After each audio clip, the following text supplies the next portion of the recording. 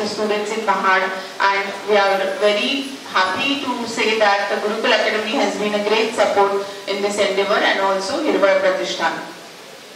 Mahad, this was our first batch who have passed out, and we are extremely happy that in this batch only we have got a very exciting results. This year 8 students have scored above 80 percentile in JEE exam, and in PCMCET around 11 students scored above 80 percentile. In NEET exam, which was extremely tough this year, from all over the country, which is around more than 15-20 lakh students who appear for NEET exam, only 50 to 60 students scored above 600. So 720 marks ची total exam असते नीटची, आणि लाखो विद्यार्थी बसतात सगळ्या भारतभरात. तर या वर्षीचा जो रिझल्ट लागला त्याच्यात फक्त 50 ते 60 विद्यार्थ्यांना 600च्या वर मार्क मिळाले होते, आणि आपल्यामध्ये around 7 students scored above 80 percentile in NEET and 12 students scored above 80 percentile in CET, PCB, CET. So this is a very promising result first year, and we hope and we are very sure that every year this mark will be going ahead and will continue this tradition, and the numbers will keep on increasing. For this today's felicitation, we are very honored that we have visionary guests with us. Our chief guest, Honorable Dr. Chandrasekhar Dabhadkar sir. He is MD in medicine and has completed postgraduate diploma in development neurology, and he is successfully working as a pediatrician in Mahad since 1990. याचबरोबर राष्ट्रीय बालरोग संघटनेचे राष्ट्रीय उपाध्यक्ष म्हणून 2020 या वर्षाकरता संपूर्ण भारतभरातून प्रचंड मताधिक्याने त्यांची निवड झाली होती, आणि ही अत्यंत यशस्वी कारकीर्द त्यांनी पूर्ण केली होती. तसंच सुजाण पालकत्व, बालक समस्या, किशोरवयीन मुलांचे प्रश्न यात त्यांना विशेष रस आहे, आणि त्यात त्यांचा उत्तम अभ्यास आहे. महाराष्ट्रात आणि महाराष्ट्राच्या बाहेर सुद्धा चला मुलांना घडवूया या विषयावर अनेक ठिकाणी त्यांनी व्याख्यानं दिलेली आहेत. राज्य पातळीवर तसेच राष्ट्रीय पातळीवर विविध ठिकाणी त्यांचं विशेष गौरवण्यात आलेला आहे. FIAA ही पदवी देऊन इंदोर इथे त्यांचा विशेष गौरव करण्यात आला होता.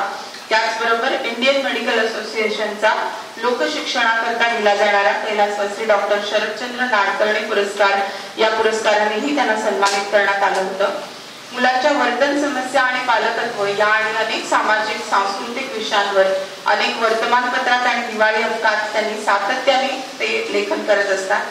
या सगळ्या कारकिर्दी बरोबरच महाडमधल्या youth hostel association of India, youth club, Konkan Marathi Sahitya Parishad, Rituranga, Andhashraddha Nirmoolan Samiti, medical study group, Raigad medical association, Indian medical association या आणि अशा अनेक सामाजिक संस्थांचे ते सदस्य आहेत, आणि त्यांच्याशी ते जोडलेले आहेत.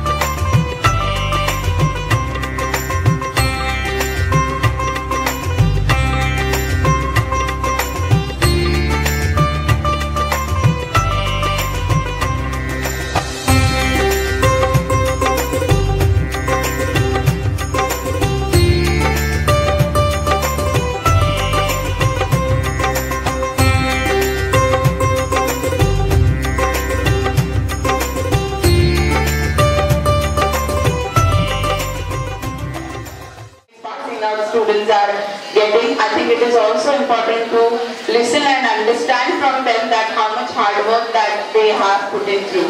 आपल्याला बऱ्याचदा ग्लॅमर दिसतं, सत्कार दिसतात या मुलांचे होतात ते, पण त्याच्या मागे त्यांनी घेतलेली मेहनत आणि त्यांचं डेडिकेशन बऱ्याचदा बाहेरून बघताना आपल्याला कळत नाही आणि लक्षात येत नाही. ही जी सगळी टॉपर मुलं, अचिव्हर्स मुलं आपल्याला दिसतात ती थ्रू आउट द इयर 2 वर्ष, 1 वर्ष नाही 2 वर्ष सिन्सिअरली अभ्यास करत होती. त्यांचे खूप जास्त एफर्ट्स आहेत त्याच्यात, त्यांच्या पेरेंट्सचे एफर्ट्स आहेत. केव्हाही टीचर्स बरोबर कोऑर्डिनेशन असू दे, टीचर्स जे सांगतील त्याच्यावरती विश्वास ठेवून काम करणं असू दे, या सगळ्या गोष्टी या मुलांनी केल्या आहेत आणि त्यामुळे आज ती मुलं इथे आहेत आणि आपल्याला त्यांचा रिझल्ट दिसतोय. तर I would request students to please come ahead to share their experience and how was their journey. I would invite Yash Mali to please come ahead and say few words. Good morning everyone. Good morning our chief guest, Dr. Laparkar sir, Mrs. Neeta ma'am, our principal Bhumita ma'am, Patne sir, Guru ma'am, and all the dignitaries, parents and students present here. So, myself Yash Mali and this आपण इथे सगळे एकत्रित आलो आहोत felicitation of 12 students साठी जी 2024-2025 बॅचची आहे. तर मी एक माणगावचा रहिवासी आहे आणि मी माणगाव ते महाड ट्रॅव्हल करायचो. तर बसमध्ये येता जाता सुद्धा माझा स्टडी चालू असायचा. तर इतकं आपल्याला 2 वर्ष फोकस आणि डेडिकेशननी हार्डवर्क करावं लागतं की वेळ जाऊन द्यायची नाही. जी वेळ आपल्याकडे आहे त्याचं सोनं बनवायचं, पेपर नंतर त्याचा पश्चाताप होण्यापेक्षा. आणि मी जेई नीट आणि सीईटी दिली जसं की मॅमने सांगितलं, आणि मी जेई ॲडव्हान्स साठी क्वालिफाय झालो होतो, पण मला काही कारणास्तव तो पेपर देता आला नाही. आणि सर्व फॅकल्टीज इव्हन सगळे खेडचे teaching staff, non teaching staff सगळे मला खूप सपोर्टिव्ह होते आणि इकडचे महाराष्ट्र सुद्धा सगळे स्टाफ मला सपोर्टिव्ह होते. सर्वजण सरांना डाऊट टाकला की मला लगेच आन्सर्स भेटायचे. म्हणून कंटिन्युअसली हार्डवर्क करत राहा आणि कुठलेही डाऊट्स ठेवू नका. डाऊट्स क्लिअर होणे खूप इम्पॉर्टंट आहे आणि कॉन्सेप्ट सुद्धा लॅक ठेवू नका. खूप सारे क्वेश्चन सॉल्व्ह करा. आणि मला कुठलेही फाउंडेशन नव्हतं, नाही मी रिपीटर आहे. सो मला 2 वर्षाच्या मेहनतीतच हे मिळालेलं आहे. सो सर्वांच्या सपोर्टमुळे मी ह्या आयुष्याच्या टप्प्यात पार पडलो आहे. Thank you so much. Welcome all teachers, sir and chief guest. Thank you so much for this felicitation program. आणि जे यशने सांगितलं त्यापेक्षा वेगळं काहीतरी मी बोलणार नाही. Don't waste your time. असं समजा की हीच शेवटची संधी आहे आणि अभ्यास करा. अजून जे काही डाऊट्स असतील ते वेळच्या वेळी क्लिअर करा आणि मोस्ट इम्पॉर्टंट तर कन्सेप्टवर फोकस करा.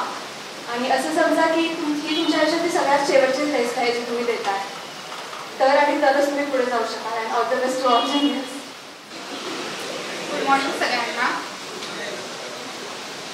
गुड मॉर्निंग सगळ्यांना. सगळे चीफ गेस्ट आणि madam sir and all my parents and dear students. माझं काही वेगळं मत नाही आहे. टाईम आणि टाईट होण्यासाठी थांबत नाही. तर टाईम खूप इम्पॉर्टंट आहे. तो योग्य ते वापरा, नाहीतर लास्टला मोमेंटला आपल्याला आठवतं की आपण खूप काही मिस केलं. त्यापेक्षा टाईम महत्त्वाचा आहे. डाऊट सॉल्विंग वेळेवरती करा. तसंच क्वेश्चन जास्तीत जास्त प्रॅक्टिस करा. कन्सेप्टवरती फोकस करा. लास्टची संधी आहे आणि हीच एक्झाम आहे.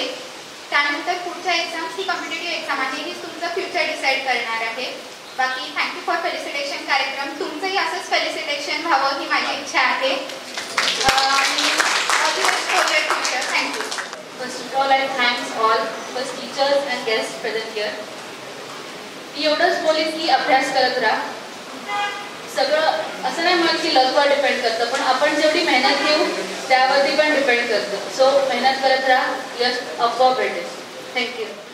कुठल्याही सक्सेसमध्ये, स्पेशली मुलांच्या सक्सेसमध्ये हा जो त्रिकोण असतो की टीचर्स किंवा स्कूल, स्टुडंट्स आणि त्यातला तिसरा महत्त्वाचा कोण किंवा दुवा असतो तो म्हणजे पेरेंट्स. सो आपल्यामध्ये आज या अचिव्हर मुलांचे पेरेंट्स पण उपस्थित आहेत. I would like to invite doctor Mali madam, Yash mother, so to share her opinion and thoughts. म्हणजे असं म्हणलं जातं की 2016 आणि 2019 नंतर जो काही हिस्ट्रीचे टफेस्ट पेपर होता तो या वर्षीचा होता. कारण NTA पूर्णतः त्यांचा पॅटर्न यावेळेला बदललेला होता आणि याची पूर्वकल्पना न दिल्यामुळे बऱ्याचशा मुलांची त्यावेळेला पेपरच्या वेळची मानसिकता थोडीशी म्हणजे ढासळली म्हणा किंवा कमी झाली म्हणा, पण त्यातूनही खेड आणि महाडच्या मुलांनी जे काही यश मिळवलंय ते खूप चांगलं आहे. खूप त्यांचं म्हणजे जे काही कष्ट घेतले फॅकल्टीने मॅनेजमेंटने म्हणा किंवा मुलांनी, तर ह्याचं कौतुक करणं खूप महत्वाचं आहे. कारण ही नीट आणि जेईची जी एक्झाम आहे ती नॅशनल लेवलची एक्झाम असते. तर यावर्षीची नीटची एक्झाम तर खूप टफेस्ट होती, तरी सुद्धा खेडचा किंवा महाडचा रिझल्ट खूप छान लागलेला आहे. तसं यासाठी सर्वप्रथम मी रोटरी फॅमिली मेंबरचे कौतुक आणि आभारी आहे. तर मुलांनो, हे जे काही मुलांना सक्सेस मिळालेला आहे ही मुलं तुमच्यातलीच आहे, जागा तीच आहे, शिक्षक सुद्धा टीचर सुद्धा तेच आहेत. फक्त काय आहे की हे जे मुलांनी आहे ते फोकस ठेवून 11वी 12वीला फोकस, कन्सिस्टन्सी किंवा डिस्ट्रॅक्शन जे आहे ते त्यांनी आपल्या जवळ येऊ दिलं नाही. म्हणजे टीव्ही असो, मोबाईल असो किंवा जेव्हा वेळ मिळेल त्यावेळेला मुलांनी अभ्यास करणं गरजेचं आहे. ॲज अ मी यशची आई म्हणून मी सांगते की यशला सुद्धा कुठलंही फाउंडेशन नव्हतं, तो रिपीटर नाहीये. त्याने सुरुवात ही 11वी पासूनच केलेली आहे. 11वी पासूनच केलेली आहे. 11वीला आल्यानंतर 10वी पर्यंतचा सिलेबस हा फार वेगळा असतो. मुलांना जे काही 11वी मध्ये जे ट्रान्झिशन असतं ते खूप वेगळं आहे सिलेबसचं. त्याच्यामुळे मुलांना एक आयडिया यायला, पिकअप यायला सप्टेंबर ऑगस्ट पर्यंत जातोच. पण तिथून पुढे यशने 1.5 वर्ष एकही दिवस मला असं वाटतं की त्याने वाया घालवलेला नव्हता. 2 वर्ष फक्त अभ्यास. म्हणजे तो काही काही वेळेला असं म्हणायचं की आई मी उठल्यानंतर माझ्या डोक्यामध्ये केमिस्ट्री आठवतं किंवा मी झोपत असताना माझ्या डोक्यात फिजिक्सचे फॉर्म्युले, हे असं एवढं त्यांच्या डोक्यामध्ये भिनलेलं असायला पाहिजे. ॲज अ पॅरेंट म्हणून आम्ही एक ॲटमॉस्फिअर डेव्हलप केलं होतं की मुलाला कुठेही अडथळा आला नाही पाहिजे किंवा मुलाला कुठलंही एक म्हणजे काही ऑब्स्ट्रक्शन आलं नाही पाहिजे, एवढं आम्ही केलं होतं. पण केमिस्ट्री, फिजिक्स किंवा ओव्हरऑल जो अभ्यास होता तो त्याचा त्यानेच केलेला आहे. बायो आमचं थोडं फील्ड नसल्यामुळे आम्ही थोडंफार त्याला गायडन्स केला, पण अभ्यास करणं हे मुलांच्या हातात आहे. मुलांना आत्ता तुमच्या हातात वेळ आहे, तुम्ही खूप काही करू शकता. अभ्यासामध्ये सातत्य ठेवा की मी आज केला, आज मी 10 तास अभ्यास केला आणि दुसऱ्या दिवशी मी 1 तास 2 तास अभ्यास करेन, असं चालत नाही. कुठलेही फंक्शन्स असतील, कुठले प्रोग्राम्स असतील, ते स्वतःहून तुम्ही पॅरेंट्स म्हणत असतील चल, ट्रिप्स अरेंज केलेल्या असतील, घरचा प्रोग्राम असेल, तुम्ही स्वतःहून नाही म्हणा की नाही मला अभ्यास करायचे. कारण ही 2 वर्ष तुमच्या आयुष्यातील फार महत्वाची आहे. या आयुष्यावर पुढचं कम्फर्ट आहे आयुष्याचं ते फार म्हणजे डिपेंड होतच असं नाही, पण थोडंसं ठरवलं जातं. लक्षात आलं, टर्निंग पॉईंट ऑफ लाईफ म्हटलं जातं, तर ते 11th-12th आहे. दुसरं मला सांगायचं आहे की कन्सेप्ट सगळे क्लिअर करा, टीचरकडे डाऊट क्लिअर करा. तुम्हाला जे काही अडचणीत असतील तर कोऑर्डिनेटर आपले चांगले आहेत, त्यांच्याकडे तुम्ही मागून घ्या की मला ही अडचण आहे, मला याच्यावर तुम्ही काहीतरी सॉल्व्ह करा माझी अडचण, असं तुम्ही मागून घ्या. तुम्ही अभ्यास करा. तुम्ही अभ्यास करताय हे दाखवा टीचरना की प्रामाणिकपणे तुम्ही अभ्यास करताय. नुसतं टीचरना दाखवायला आणि आई वडिलांना दाखवायला जर तुम्ही पुस्तक घेऊन बसत असाल तर यश कधीही येणार नाही. तुम्ही सिन्सिअरली, ऑनेस्टली तुम्ही प्रयत्न करा, यश हे मिळणारच. लक्षात आलं. त्याच्यामुळे हा एक पॉइंट आहे की भरपूर क्वेश्चन तुम्ही सॉल्व्ह करा, कन्सेप्ट क्लिअर करा, डाऊट क्लिअर करा. कुठलेही डाऊट आता ठेवू नका आणि त्या पद्धतीनं मग तुम्ही अभ्यासाची स्ट्रॅटेजी ठेवा. दुसरं म्हणजे की हेल्थ फार महत्वाची आहे. 11th-12thला तुमचा 1 दिवस जरी तुम्ही कॉलेज तुमचं स्कूल बंद केलं तर खूप लॉस आहे.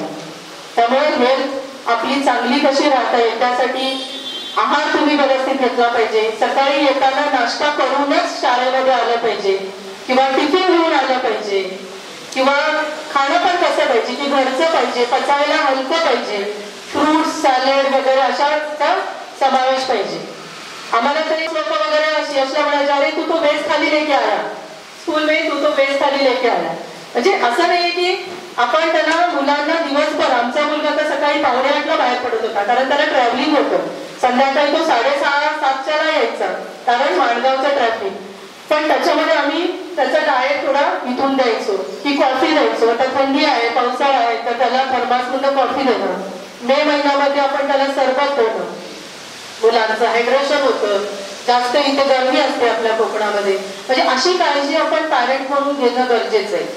तर मुलांची हेल्थ हे फार महत्वाची आहे. आजारी पडला, 2 दिवस गेले, 4 दिवस गेले, 8 दिवस झालं, फार नुकसान आहे. त्यामुळे मुलांनो वेळच्या वेळी आहार घ्या, रात्रीचा आहार लवकर घ्या, रात्रीचं जेवण लवकर घ्या आणि सकाळी नाश्ता करूनच स्कूलला या. त्यामुळे सिन्सिअरली प्रामाणिकपणे प्रयत्न करा, यश काही दूर नसतं.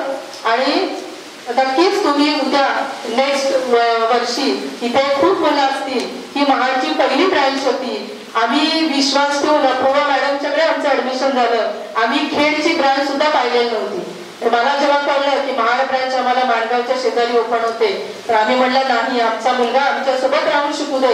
म्हणजे काय, त्याने बाहेर गेल्यानंतर समजा त्याने काय केलं न केलं आम्हाला कळत नाही, पण आपल्या सोबत जर मुलगा राहून जर त्याला मार्क कमी पडले तर आपल्याला कळतं की नाही, माझ्या मुलग्याने केलं होतं पण कमी पडले, असं आपण म्हणू शकतो.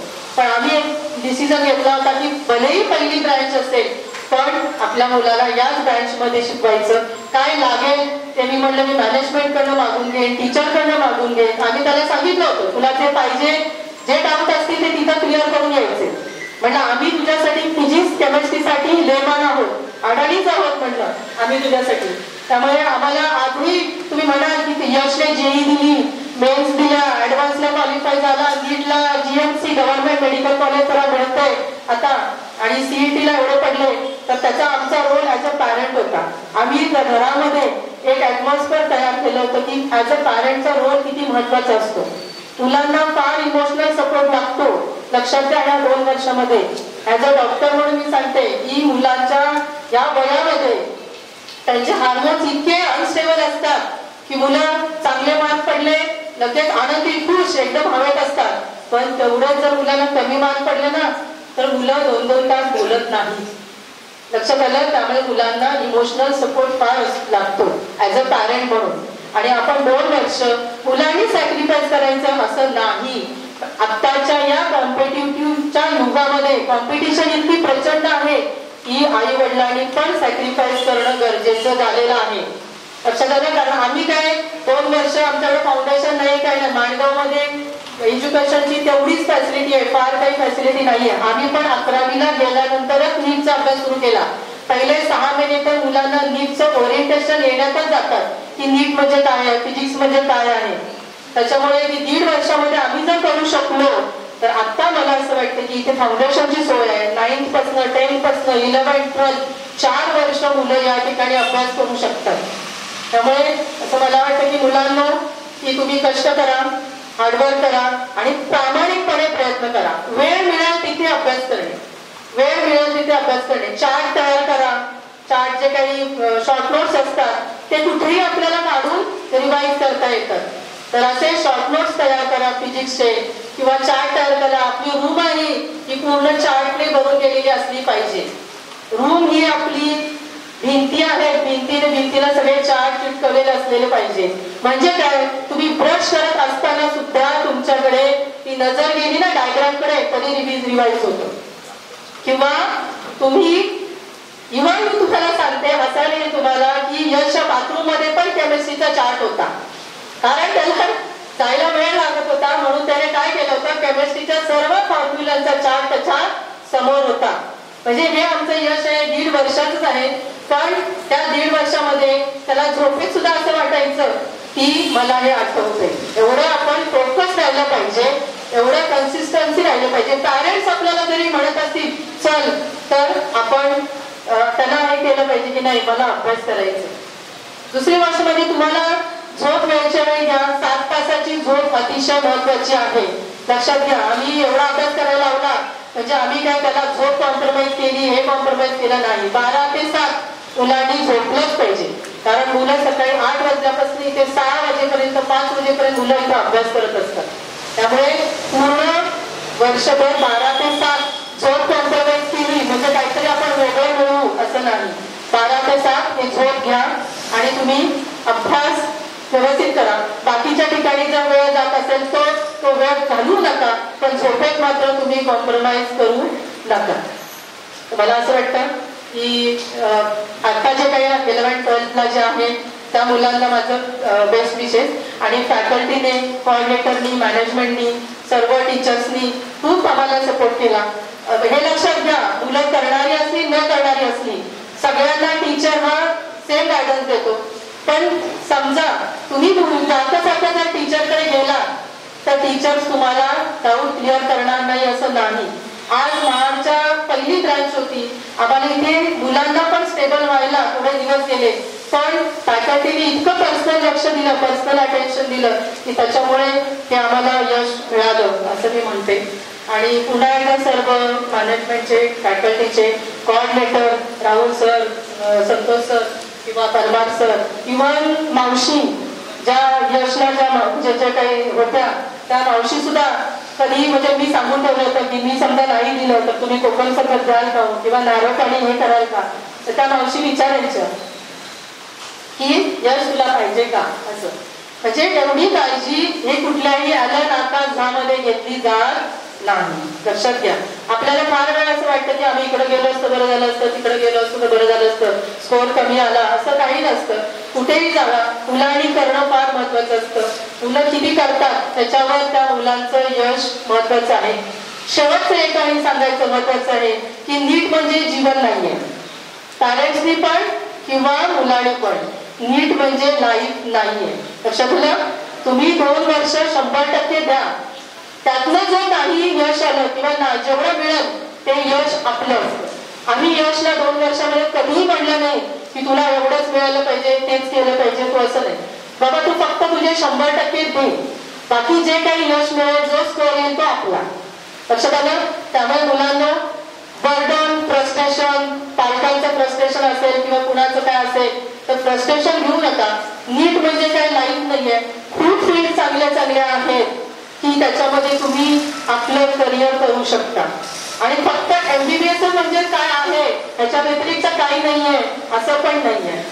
जी काही खालच्या पॅथी आहेत, आयुर्वेद असो, होमिओपॅथी असो, फिजिओथेरपी असो, खूप चांगल्या पॅथी आहेत, त्या ऍक्सेप्ट करा. जे मिळत असेल ते आयुष्यामध्ये फक्त रिपीट करणं, एक वेळा किंवा एक वेळा जे दिलेली आहे नीट आणखीन एखाद्या वेळेला रिपीट करणं इतकं ठीक आहे. काही मुलं 3-3 वर्ष रिपीट करतात आणि ते आपलं काय म्हणतात ना, आयुष्यातली 2 वर्ष फुकट गेल्यासारखी असतं. तर मला एवढं सांगायचंय की काही जे मिळेल त्याच्यामध्ये आपण फक्त टॅपला कसं पोहोचू ते आपण त्याच्यासाठी आपण प्रयत्न करायचा. त्यामुळे भरपूर फील्ड आहेत की आपण काही करू शकतो. नीटला आलाय, माहिती आहे की नीटला आलाय तुम्ही, तर काहीतरी झालं पाहिजे. मान्य आहे की काहीतरी करायलाच पाहिजे. तर त्यातनं जर नाही, जर ते आपलं शक्य झालं तर आपल्याकडे प्लॅन बी रेडी पाहिजे. लक्षात आलं. Always be prepared for plan B, की मला हे नाही जमलं तर मी हे करेन, आणि ते ऍक्सेप्ट करण्याची पण तयारी पाहिजे. पण एवढं लक्षात घ्या की तुम्ही नीटला आलाय, जेईला आलाय, 2 वर्ष जेवढं होत आहे तेवढं आपल्याला आपल्याकडनं देणं किंवा कष्ट करणं, सिन्सिअर ऑनेस्टली मेहनत करणं फार गरजेचं आहे. तर एवढंच मला सांगायचं आहे. मला वाटतं की ही फर्स्ट बॅच होती, यातनं 8-10 मुलं जी काही आता या ठिकाणी सिलेक्ट झाली जेई किंवा नीट वगैरे, तर मला वाटतं पुढच्या वेळेला असं नंबर ऑफ स्टुडंट्स खूप वाढावे. आणि फैकल्टीवर पण खूप रिस्पॉन्सिबिलिटी है सर आपके ऊपर कि नहीं, आपको भी अपडेटेड रहना चाहिए, कि आपको भी डे बाय डे इम्प्रूव रहना चाहिए, कि नहीं मुझे नया कुछ डे बाय डे सीखना चाहिए. बराबर है ना, क्योंकि अभी कंपटीशन तो इतना बढ़ रही है कि आपको अपडेट रहना चाहिए. अंकित सर तो मुझे बोलते थे कि मैडम मैं जल्दी उठता था, क्यों, यश के 10 डाउट सॉल्व करने हैं इसलिए मैं जल्दी उठता था. क्यों, नहीं तो मैडम मुझे पूछेगी कि डाउट क्यों बचे सर. तो आपकी वजह से मेरे बहुत से नीट के क्वेश्चन बुक सॉल्व हो गए. तो ऐसा है कि पेरेंट्स जब तक नहीं पूछेंगे ना तब तक कुछ नहीं हो जाएगा. कसा आहे की आपण अलर्ट किती आहोत. सरांनी मला एकदा फिजिक्सचा नाही सगळा सिलेबस दिला होता. सिलेबस एनटीए पण तो एनटीएचा नव्हता, एनटीएने अजून रिलीज केलेला नव्हता, तो फिजिक्स वाल्यांचा होता किंवा आकाशचा होता. सर आपको ध्यान रहेगा कि मैं आई थी सर कि मुझे एनटीए के साइड के ऊपर का ही सिलेबस दीजिए रिवाइज साइड, मुझे आकाश और आनंद का पीडब्ल्यू का सिलेबस नहीं चाहिए. अंकित सर याद है ना, तो उस टाइम सर बोले कि अरे मुझे झटका लगा कि कोई आपके पेरेंट्स, मैं तो वही फॉलो कर रहा हूँ, मैं फिजिक्स वाले का ही फॉलो कर रहा हूँ क्योंकि मुझे खेळ से वही आया है.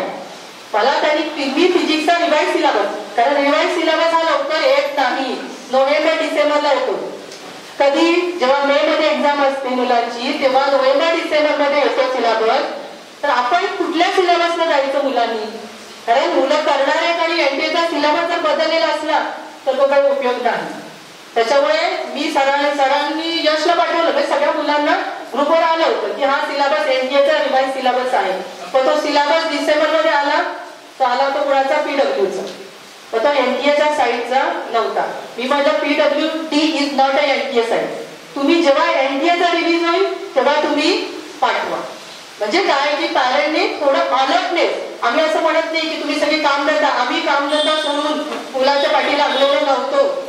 आम्ही हॉस्पिटल, घर सगळं कन्स्ट्रक्शन या 3 वर्षातच केलेलं आहे.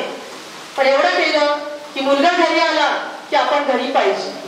लक्षात आलं, मुलगा घरी आला की आपण घरी पाहिजे. नाहीतर आम्ही यशला फक्त ऍटमॉस्फिअर तयार करून दिलं होतं, हार्ड अँड सर त्याच्या शेजारी बसून, आणि आम्ही असं म्हणजे सरांनी आमच्याकडे बायोचं त्याला गाईड केलं नाही असं नाही, पण फिजिक्स, केमिस्ट्री किंवा इतर सगळा अभ्यास कसा करायचा आहे त्याचं त्यानेच ठरवलेलं. फक्त पॅरेंट्सनी पण अलर्ट राहिलं पाहिजे, विचारलं पाहिजे. जेव्हा विचारणं होते तेव्हा माणूस जागा राहतो की नाही मला कोणतरी विचारणार आहे. तर इथे संपवते आणि सगळ्यांना बेस्ट विशेष. आणि माड जी काही ब्रँच आहे ती असंच त्याचं उत्तरोत्तर खूप छान रिझल्ट लावो आणि भरपूर मुलांनी ते ऍडमिशन घेऊ. आम्ही तर आमच्या परीने सगळीकडे पब्लिसिटी करत आहोत, सांगत आहोत की तुम्हाला जर मुलगा तुमच्या सोबत राहून शिकवायचा असेल तर तुम्ही खरोखर महाडलाच ऍडमिशन घ्या असं आम्ही सांगतो. आणि मला या ठिकाणी 2 मिनिटं बोलण्याची संधी दिली त्याबद्दल खूप आभारी आहे. धन्यवाद. आज आपण सगळेजण विद्यार्थी गुणगौरव सोहळ्यासाठी सगळेजण उपस्थित आहोत. प्रथम आपले chief guest doctor Dabhadkar sir, हे तर आमचे म्हणजे ईशाचे माझ्या लहानपणीपासूनचेच डॉक्टर, आमचे घरचे संबंध असल्यासारखे. त्यानंतर नीता शेठ मॅडम या सुद्धा आमच्या महाड म्हणतात. तसेच आपले या रोटरी प्रतिष्ठानचे पाटणे सर, यांच्या आम्ही ईशाने ऍडमिशन घेतल्यापासून की Rahul sir, Patne sir, Bhumita Patel madam यांच्याशी माझे बऱ्याचदा कॉन्टॅक्ट असायचे की मॅडम, कारण ईशाचं जास्त असतं आई काय म्हणजे वेगळं काही शिकवण्यासाठी वेगळं काय असं तुला ते जमलं नाही, असं नाही, असंच पाहिजे आई शाळेमध्ये. तेव्हा काय की अगं म्हटलं तक्रार करायला शाळेत जाते, कॉलेजमध्ये जाते की अभ्यास करण्यासाठी जाते, प्रत्येक वेळेला मी तिला ते समजावून सांगायचे की असं नसतं, ते त्यांच्या पद्धतीने बरोबर हँडल करणार आहे. पण तसं नाही, ईशाचं बऱ्याचदा असंच. मग शेवटी 1-2 वेळा तर मी कॉलेजमध्ये गेले की ईशा म्हणजे मी पाटणे सरांना, राहुल सरांना आणि भूमिता पटेल मॅडमना भेटले जाऊन की सर मॅडम असंच आहे असं म्हणते. तर मी तिला समजावून सांगितले, पण आणखी तुम्हीही सांगा.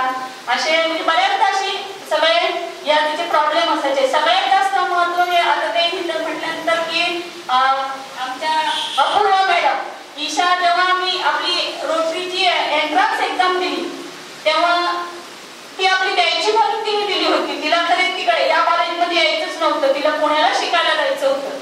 तर मी म्हटलं मला इथून मी तुला 11वी 12वी तर मी बाहेर पाठवणार नाही, परंतु मला अपूर्वा मॅडमची इतके वेळा फोन आले असतील, पण मी म्हटलं नाही मॅडम तिलाच यायचं नाही तर मी काय पुढे सांगणार. तर शेवटी त्या म्हणाल नाही, एकदा तुम्ही माझ्याकडे तिला घेऊनच या. मग मी गुरुकुल कॉलेजला आपलं नेहमीचे 11वी 12वी ऍडमिशन घ्यायला गेले. तर तिथं ते गणेश सर होते, ते म्हणाले की मॅडम जेईला पण ऍडमिशन चालू आहे अजून, तुम्हाला घ्यायचं आहे का? मी तिला म्हटलं आपण बघूया तर काय आहे ते. म्हणून मी आपलं नवेनगरमध्ये आपली शाखा ओपन झाली तेव्हा, जेव्हा नवीन शाखा ओपन झाली तेव्हा मी अपूर्वा मॅडम भेटली. मग अपूर्वा मॅडम त्यांनी काय खूप असं समजावून सांगितलं आणि त्यामुळे मग ती म्हणाली चालेल आई मी आता इथे जेई करते. आणि ईशाने म्हणजे 2 वर्षात खूप असा मेहनत घेतली. प्रथम ती अभ्यासात आहेच, हुशारच होती, परंतु पण तिची तब्येत खूप साथ देत नव्हती. मी जेव्हा आम्ही ऍडमिशन घेतलं तेव्हा अपूर्वा मॅडमने मी पहिल्यांदा सांगितलं की तिची तब्येत खूप म्हणजे तिला शारीरिक त्रास खूप आहे. त्यामुळं मी जेव्हा म्हणजे मी तुम्हाला जेव्हा काही तिला लुटत देईन किंवा खूप वेळा तिला ट्रीटमेंटसाठी डॉक्टरांकडे जावं लागायचं, तेव्हा मी त्यांना सांगितलं होतं की मला म्हणजे ती कळेल अभ्यासात ती हुशार आहे, पण तिची तब्येत साथ देत नसल्या कारणाने तिला खूप खूप त्रास होत असल्याकारणाने ती थोडीशी काही वेळा ते आपल्या 15 दिवसाच्या टेस्ट असायच्या त्याच्यामध्ये मागे असायची. ते मला खूप म्हणजे त्या मार्क बघितली की असं वाटायचं की आपण उगीच की तिला ती झेपत नाही की काय अभ्यास. मी तिला 11वी झाल्यानंतर परत एकदा विचारलं की तुला खरोखर हे झेपतं आहे ना, तर ती म्हणाली आई मी करून दाखवणार तुला. मग मी म्हटलं बघ तुलाच करायचंय, मी तुला सपोर्ट करणार, पण तू ते व्यवस्थितपणे पार पाडून दाखवायचं. मग एकदा असं होतं की दवाखान्याचं नाव माझ्या हाताला सलाईन होती. अगं ते इंजेक्शन काढलेलंच नव्हतं, ते लावलेलं होतं ते. अगं जाऊ नको कॉलेजला. नाही आई माझा अभ्यास पुढेल, मला केलंच पाहिजे. एवढं ती त्रास सहन करत सुद्धा ती जेईचा अभ्यास करत होती आणि खरोखर तिने ते आम्हाला करून दाखवलं. या पाठीमागं तिचे म्हणजे आपल्या प्रतिष्ठानचे सर्व शिक्षक अंकित सर, प्रदीप सर, विजय सर, सोनू सर यांचं तर तिला वेळोवेळी मार्गदर्शन असायचं. आणि आमच्या घरून म्हणजे माझ्या सासूबाई आणि सासरे, माझ्या सासूबाई व्हिडिओ असल्याकारणे त्यांना शिक्षणाचं भरपूर माहिती. त्या प्रत्येक वेळेला आपल्या नातीला अगदी खूप काही मार्गदर्शन करायच्या. म्हणजे ते सांगायच्या की चांगलं आपण जे करतोय त्यात यश प्राप्त कर, हे त्यांना खूप सांगायची. म्हणजे खूप अभ्यास, मुलांना अभ्यासाकडे जास्त लक्ष दिलं पाहिजे हे त्यांचं. आणि मी नोकरीला असल्याकारणे सर्व लक्ष हे जास्त तिच्याकडे, तिच्या आजी आजोबांचं जास्त असायचं. आणि तिचे बाबाही कंपनीत असल्याकारणे, पण आम्ही जास्त दोघंही घरामध्ये असल्याकारणाने ते तिकडे तिच्याकडे जास्त लक्ष द्यायचे. आम्ही तिच्या तब्येतीला सांभाळून, तिला आम्ही आधी सांगितलं होतं सगळ्यात जास्त आपली तब्येत महत्वाची आहे. आपल्याला यश मिळेल पण आपण पहिल्यांदा आपली तब्येत सांभाळायची. काही वेळेला तर आता मला थोडंसं केमिस्ट्री विषयाची आवड असल्याकारणाने मी काही वेळेला केमिस्ट्रीचे तिला काही मला म्हणजे तिला डाऊट येते ते सोडवून देण्याचा प्रयत्न, म्हणजे समजावून सांगण्याचा प्रयत्न करायची की असं विचार कर, नाहीतर तुला समजतच नसेल तर आपण आपल्या सरांना विचारायचं. म्हणजे त्या पद्धतीने ते त्याला समजावून सांगतील. आणि या सगळ्यामध्ये आपल्या रोटरी प्रतिष्ठान आणि सर्व विद्यार्थ्यांनी खूप छान अशी मेहनत घेतल्यामुळे आपल्या या पहिल्या बॅचचं खूप असं छान यश मिळालं. म्हणजे जेईने ही परीक्षा खूप हार्ड होती, तशी नीट पण या वर्षीचा नीटचा पेपर पण खूप हार्ड होता.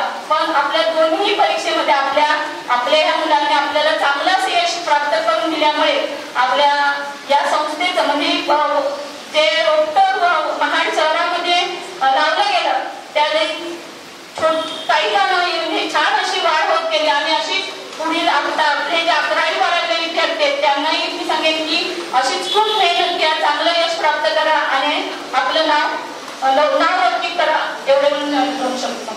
धन्यवाद मला इकडे बोलण्याची संधी दिली. आणि आठवणीला आज आपण बोलवलं याचा आनंद वेगळा आहे. मला आपले रोटरी प्रतिष्ठान हेडचे अध्यक्ष विपिनदादा पाटणे सर, या कार्यक्रमाचे प्रमुख पाहुणे डॉक्टर राभाडकर सर, नीता शेठ मॅडम, प्रदीप सर आणि प्रिन्सिपल भूमिता पटेल मॅडम आणि इतर खेळचे आपले आलेले प्राध्यापक आहेत, शिक्षक आहेत, महाडचे कोऑर्डिनेटर वडके सर आणि अरुण गडवाल सर, सगळे प्राध्यापक वर्ग अंकित सर, प्रदीप सर आणि इतर प्राध्यापक आणि इथे जमलेले सगळे पालक आणि विद्यार्थी, आजच्या या निकालाचं आपणा सगळ्यांचं मनपूर्वक अभिनंदन करते. आणि खऱ्या अर्थानं सर इमोशनल अटॅचमेंट आज संपते, इथून पुढे किती राहील मला माहिती नाही. कारण असं झालं काही तांत्रिक अडचण आली त्यामुळे मी या मुलांपासून या ब्रांचपासून लांब गेले तरी पण आज सगळ्या प्रश्नांची उत्तरं सगळ्या पालकांना मिळाली आहेत याचा मला आनंद होतोय. आणि त्यासाठी रोटरी स्कूल खेळचे मनपूर्वक परत एकदा आभार. कारण ज्या प्रश्नांची उत्तरं मी देत होते हे असं होईल तुम्ही रिझल्ट बघा, आपण रिझल्ट बघूया किंवा काय, तर आज रिझल्ट आपल्या समोर आहे. आणि त्यात यश आहे, तन्वी आहे, माणगावचे पण बरेच विद्यार्थी आहेत. तर त्यांचा एकच प्रश्न असायचा की खेळ आणि हे असं नवीन आहे, हे आहे खूप. आणि खरंच मी माळे मॅडमचं पण विशेष कौतुक करेन की त्यांचे जे प्रश्न असायचे आणि आम्ही शोधून मी पण त्या कॉन्फिडन्स साठी पोहोचायचे, त्या प्रश्नाचं उत्तर खरंच शोधायचे. बाबा आपण इथं बसलोय, आपण त्यांचं प्रतिनिधित्व करतोय. आणि मी खेडला पण जाऊन आलेले, मला काहीही शंका नव्हती अजिबात की हे रोटरी प्रतिष्ठान खेड असेल, स्कूल असेल तर हे नंतर आहे, एक संस्था आणि नंतर आहे त्याच्या आधी एक खूप चांगला माणूस आहे याच्यामध्ये आणि खूप चांगली फॅमिली आहे जी धरून ठेवते. आणि त्याचं उदाहरण मी इथं आज उपस्थित आहे. म्हणजे हे एक चांगलं खूप घर आहे. रोटरी प्रतिष्ठान स्कूल आहे, हे आधी चांगलं घर आहे, ती चांगली फॅमिली आहे आणि मग नंतर ते सगळे टीचर्स आणि हे आहेत. त्याच्यामध्ये प्रत्येक याच्यामध्ये मी माणसं बघितलेली आहेत. तर अशा इन्स्टिट्यूटमध्ये विद्यार्थ्यांनी येणं आणि इथून बाहेर पडलं की फक्त मार्क नाही तर इतर सुद्धा बऱ्याच गोष्टी घेऊन जातात. तर मला खात्री होती की असाच काहीसा दिवस येऊ आणि तुमच्या सगळ्यांच्या पेक्षा जास्त मी या दिवसाची खूप वाट बघितली होती सर. आणि याच्यानंतर काही तांत्रिक अडचणी आल्या म्हणून मी खेडला जात राहिले. खरं तर मला खूप अपडाऊन आणि हे खूपच प्रॉब्लेम्स होते, पण तुमचं प्रतिनिधित्व करायचं होतं. किती दिवस जमते आपल्या मुलांना काही, म्हणजे मी माझ्यावर विश्वास ठेवून काही लोक आली होती, काही जणांना मी शब्द दिले होते, तर तो शब्द पाळण्याकरता 1 वर्ष कंटिन्यू मी खेडला जात राहिले. त्यांनी पण म्हणजे तिथे अशी काय फार मोठी जबाबदारी नसताना देखील त्यांनी पण मला तिथे सामावून घेतलं. खूप छान वातावरणामध्ये मला त्यांनी ठेवलं आणि फक्त पेरेंट्स आणि मुलांसाठी मी तिथे जात राहिले होते. तर आज मला खूप छान वाटतं. खरं तर हुशार मुलांचं तर कौतुक आहेच आहे, ते खूप अभ्यास करतात, खूप छान करतात. पण 2 विद्यार्थ्यांचं मला विशेष कौतुक करायचंय. एक म्हणजे गणेश मोठे, ज्याला इंग्लिश सुद्धा समजत नव्हतं, तो सेमी इंग्लिश मधून आला होता आणि त्याचेही प्रश्न होते, त्याच्या वडिलांचेही प्रश्न होते. तर त्यांना खूप असं वाटत होतं की खूप मोठ्या इन्स्टिट्यूटमध्ये आलो आणि माझ्या मुलाची किती कुवत आहे. तर त्यांना त्यावेळेला जसं माझ्या पद्धतीनं मी सांगितलं होतं, इथून तुम्ही कुठे घालणार, तिथं तो करेलच, पण इथं गेला तर निदान तो सगळ्यांच्या पेक्षा 10% तरी नक्कीच प्रत्येक बाबतीत जास्त प्रगती करणार. आणि आज मला त्याला इथं बघून खूप छान वाटलं आणि त्याने सुद्धा त्याच्याकडनं खरंच शिकण्यासारखं आहे.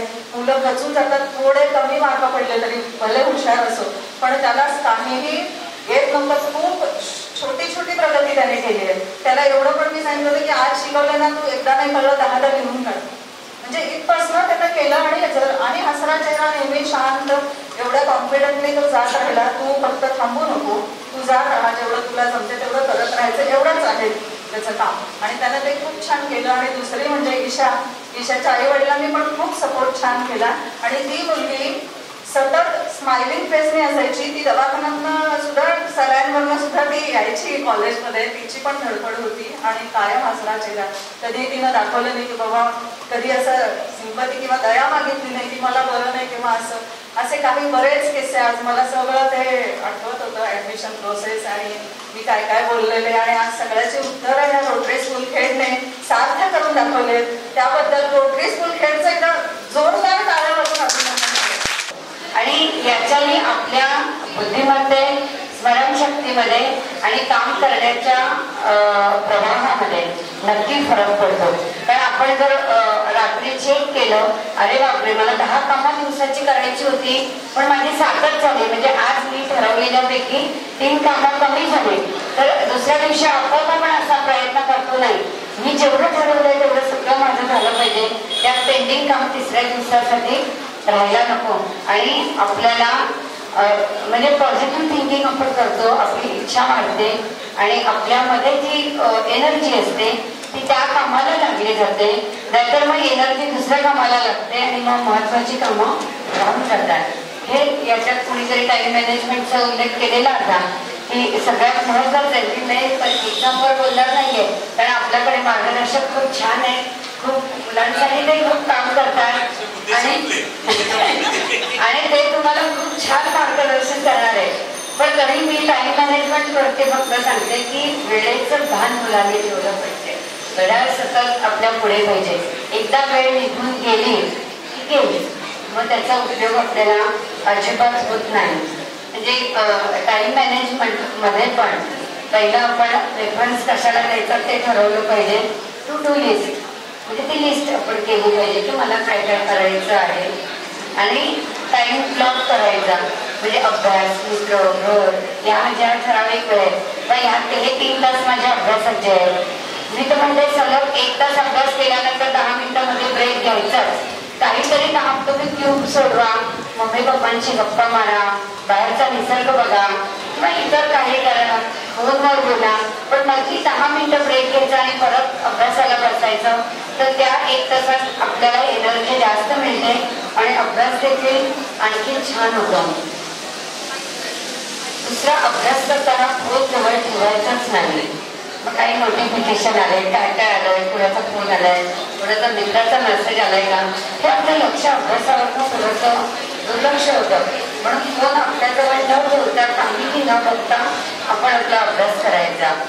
आणि मल्टीटास्किंग मला आवडतं, पण तरी देखील मी सांगेन की एका वेळेस एकालाच लक्ष ठेवा, तर आपलं लक्ष एका ठिकाणी केंद्रित होतं. नाहीतर आपण सगळंच ठरवतो, आजच्या दिवसात एवढं करायचंय आणि मग धड पूर्ण काही होत नाही आणि अर्धवट होतं. तर एकच गोष्ट ठरवा आणि एका वेळी एक काम करून त्यालाच वेळ तुम्ही जास्त द्या. आणि मगाशी सांगितलं तसंच की दिवस संपताना विचार करा की नक्की मी याचं काय करायचं राहिलंय. आणि विकेंडचा वेगळा प्लॅन करा. तुम्हाला विकेंड असतो तेव्हा कॉलेज नसतं तुमचं, तर त्यासाठीचं टाइम टेबल करताना हे वेगळ्या प्रकारचं करा की यामध्ये मला कुठल्या विषयाला जास्त वेळ देता येईल, कशाला जास्त वेळ देता येईल, या वीकमध्ये मी जो अभ्यास केलाय त्यात मला काय जास्त प्रॉब्लेमॅटिक वाटले की जास्त जमलेला नाहीये, तर त्याला विकेंडला जास्त वेळ देऊन तो अभ्यास जास्त केला पाहिजे. आणि आराम देखील घ्या, रिलॅक्सेशन पण हवे, कारण आठवडाभर तुम्ही खूप नाचानाच केलेली असते, जाऊन येऊन वेळेत डबा खायला मिळत नाही आणि या सगळ्या गोष्टीला, म्हणून विकेंडला त्याला पण तुम्ही थोडासा वेळ द्या. आणि जसा बी प्लॅन यांनी सांगितला तो तर हवेच, त्या दोघींनी सांगितला, म्हणजे मी बी प्लॅनवर मी आता बोलत नाही, पण रेडी ठेवा बी प्लॅन की यात जर सक्सेस नाही मिळालं तर मी नक्की हे करेन.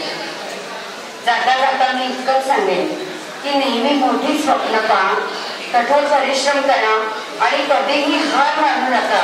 यश तुमच्या पायाशी नक्कीच येईल. यश म्हणजे नाही, तर ते पुढच्या उंच शिखराची एक पहिली पायरी असेल. स्वप्न बघा, पण ही स्वप्न बघताना आपले पाय जमिनीवरच ठेवा. आज मला खूप मार्क मिळाले म्हणून हवेत न जाता पाय जमिनीवर रोवूनच पुढचं यश कसं मिळवता येईल यासाठी प्रयत्न करा. मला अब्दुल कलामांचं एक वाक्य आठवतं की तुम्ही महान गोष्टींचा विचार करा, कारण हे विचारच तुमचं आयुष्य घडवत आहे. जेव्हा हे विचार तुमच्या मनात सारखे येतील चांगले, तरच आपलं आयुष्य चांगलं होईल. आणि रतन टाटांचं एक वाक्य आठवतं की यशाचा आनंद घ्या, पण पुढची लढाई कधीच विसरू नका. आनंद खूप घ्या, त्या आनंदासोबत मजा देखील करा, पण पुढच्या यशाचं विसरू नका की पुढचं यश मला घ्यायचं आहे. त्यामुळे आपण पाय जमिनीवर ठेवूनच पुढचं यश मला कसं मिळेल यासाठी आपण सगळ्यांनी प्रयत्न करूया. पुन्हा एकदा तुम्हाला सगळ्यांना मी शुभेच्छा देते. मला इथं बोलवलं, मला इथे बोलण्याची संधी दिली, त्याबद्दल मी आभार मानते आणि माझ्या वाणीला विराम देते. धन्यवाद. थँक्यू.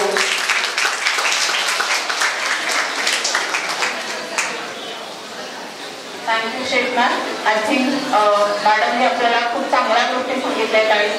सगळ्यात महत्त्वाचं आपल्या प्रायोरिटीज कशा असल्या पाहिजेत आणि आपला प्राधान्यक्रम कसा असला पाहिजे ही सगळ्यात इम्पॉर्टंट लक्षात ठेवण्यासारखी गोष्ट आहे.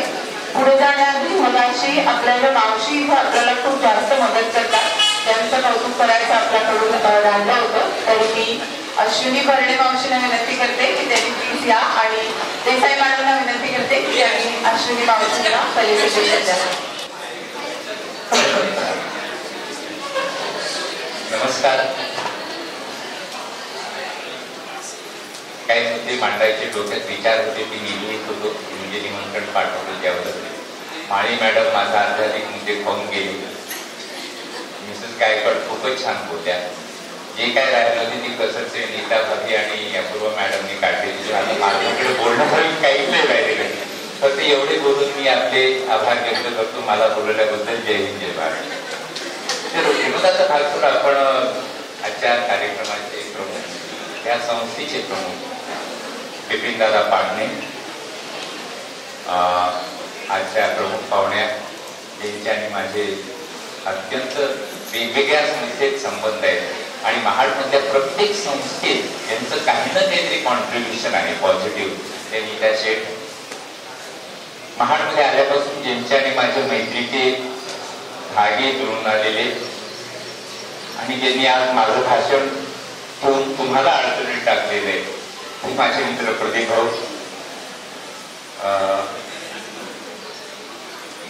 या कॉलेजच्या principal Bhumita Patel, Apurva Desai madam, Mrs Mali, Mrs Gaikwad, आणि सर्व फैकल्टी खूब छान। आपके बारे में बहुत सुना, मैं किसके साथ मराठी में बात करना चाहता था, मगर सर बोले इनको मराठी किसको नहीं समझता। मुझे लगा राज ठाकरे को समझ गया तो नौबत आ जाएगी, तो ऐसे कभी मराठी फैकल्टी, पालक वर्ग ज्यांना यश मिळाले ते यशस्वी विद्यार्थी, 11वीचे विद्यार्थी, मावशी कुठे आहेत, मावशी अश्विनीताई, मावशी माझ्याकडे कामाला होत्या, खूप छान खूप छान। सगळेजण मी थोडक्यात माझे जे विचार आहे ते सांगणार आहे। मला थोडक्यात मी काही सांगितलं समजवणे अपेक्षित आहे, आय डोंट नो, पण ते जवळजवळ झालेले आहेत। पण बिपिन दादा या सगळ्या ह्याच्यात जर कौतुक करायचं असेल तर मला असं वाटतं की फॅकल्टीचं झालं, याचं झालं, त्याचं झालं, पण सगळ्यात जास्त जर हा सन्मान कोणाला मिळायला पाहिजे असं तर त्याचे कारण असतं। हो काय कारण असं की या रोटरी माझे अनेक मित्रांची मुलं तुमच्याकडे शिकले, डॉक्टर सुकाळे, डॉक्टर पिटे, आता माळी मॅडम आहे, डॉक्टर माळी माझे चांगले मित्र आहेत, मेमन आहे आमचा, आणि ते नेहमी तुमच्याबद्दल बोलतात। आणि प्रदीप तर जेव्हा जेव्हा भेटतो तेव्हा म्हणतो बिपिन दादाला आपण भेटायला जाऊ, भेटायला जाऊ, तुम्हाला भेटायला यायचं होतं, पण विठ्ठल जर भक्ताच्या भेटीला आला असेल तर नाकारायचं कसं, म्हणून मी आज हे आहे। दादा कौतुक फक्त ह्याच्याकरता नाहीये, ह्याचं कारण असं की माझी मुलं आहेत, आज दोघे जण अमेरिकेत उच्च विद्या करून विभूषित आहेत, एक कार्डिओलॉजिस्ट आहे, एक मोठा डेटा सायंटिस्ट आहे, पण 10वी 12वी नंतर पण आमचा धावपळ झाली। आणि तेव्हा या शोधात होतो तिथे आंबेडकर कॉलेजला टाकावं, जोपर्यंत आपण हुशार मुलं त्यांना देत नाही तोपर्यंत रिझल्ट कसे देणार, तेव्हा हा विचार केला होता। पण दुर्दैवाने तेव्हा तुमच्यासारखी इन्स्टिट्यूट नव्हती आणि मला बरेच जणांनी सल्ला दिला की नाही सर, सध्या तरी हा स्टाफ लक्षात घेता तुम्ही त्यांना मुंबईला ठेवा। माझे दोन्ही मुलं मुंबईला शिकले, जे काय 11वी 12वी, पण बिपिन दादा मला हे सांगा खर्च किती असावा, तो खर्च लक्षात घेता 4-5 लाख रुपये एखाद्या वर्षाचे, आणि इथला खर्च लक्षात घेता, आणि त्यातही मी आता विद्यार्थी पाहिले खरोखर ते अभिनंदनास पात्र आहे। त्याचं कारण असं की किती छोट्या छोट्या मध्यम एक्सेप्शन इकडं तिकडं असतील अपूर्वा मॅडम, पण किती छोट्या गणेश कुठे, गणेशचं कौतुक मॅडम कडून ऐकलं असं ते